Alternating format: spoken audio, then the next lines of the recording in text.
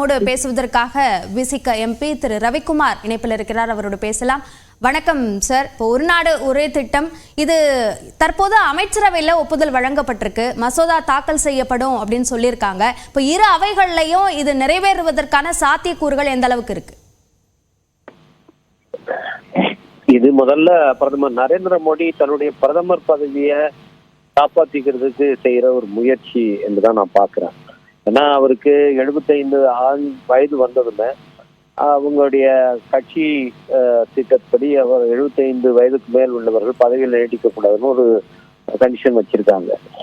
அதை பயன்படுத்தி அவர் பல பேரை பதவியை விட்டு எடுத்திருக்காங்க, வெறும் அமித்ஷாவை சேர்ந்துட்டு. அதனால இவரும் 75 வயதோடு பதவியிலிருந்து விலகணும்னு சொல்லி ஏற்கனவே சுப்பிரமணிய சாமி வலியுறுத்திட்டு இருக்கார். அவருக்கு அடுத்த ஆண்டு வரும்போது அவருடைய நிலைமை அந்த கட்சிக்குள்ளாரியே ரொம்ப பலவீனமா இருக்கும். ஏன்னா இப்ப அடுத்து நடைபெற போகிற சட்டமன்ற தேர்தல்கள் ஹரியானா, ஜார்க்கண்ட், மகாராஷ்டிரா இது எல்லாத்துலயுமே பாஜக படுதோல்வி அடைய போகிறது. எனவே அதுக்கு பிறகு மோடியுடைய ஹோல்டு, அவருடைய பிடி அந்த கட்சியில பலவீனமாக்கிடும். எனவே அவரை நீக்குவதற்கான முயற்சி ஏற்கனவே தொடங்கிட்டு நிதின் கட்கரி அவர்கள் அடிக்கடியாக பேசிக்கிட்டே இருக்கார். தான் தான் அதுக்கான போட்டியாளர் கருத்துக்களை சொல்லிட்டு இருக்காரு. எனவே இந்த சூழல்ல இப்படியான ஒரு திட்டத்தை வச்சு ஒரு குழப்பத்தை ஏற்படுத்தி தன்னோட பதவியை எப்படியாவது காப்பாற்றிக்கலாம் அப்படின்னு திரு மோடி அவர்கள் நினைப்பது போலத்தான் நான் கருதுறேன்.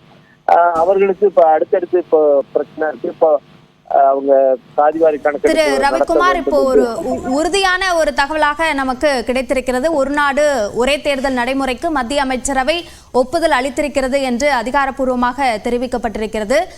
தொடர்ந்து நீங்க உங்களோட கருத்துக்களை பதிவு செய்யுங்க. இப்போ ராஜ்யசபால இது நிறைவேறதுக்கு வாய்ப்பு இருக்கா? அதுல பெரும்பான்மை இல்லை அப்படின்ற ஒரு சூழல் இருக்கிற நிலையில அங்க அது நிறைவேறதுக்கான வாய்ப்புகள் எந்த அளவுக்கு இருக்கு?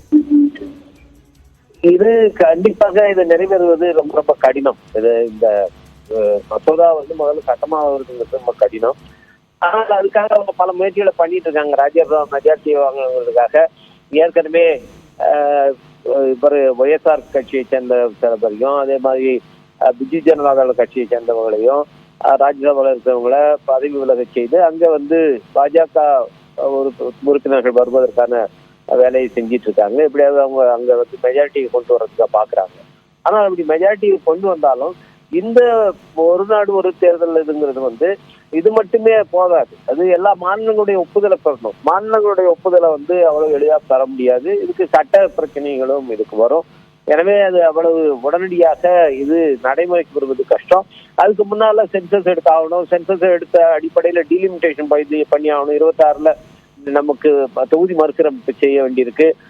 எனவே இந்த பிரச்சனைகளுக்கு இடையில இதை ஏன் அவர் கொண்டு வர்றாருன்னா, இந்த குழப்பத்தை ஏற்படுத்தி இதை மக்களுடைய கவனத்தை திசை திருப்புவதற்காக, எதிர்கட்சிகளுடைய கவனத்தை திசை திருப்புவதற்காக அவர்கள் செய்கிற ஒரு தந்திரம் என்றுதான் நான் கருதுகிறேன்.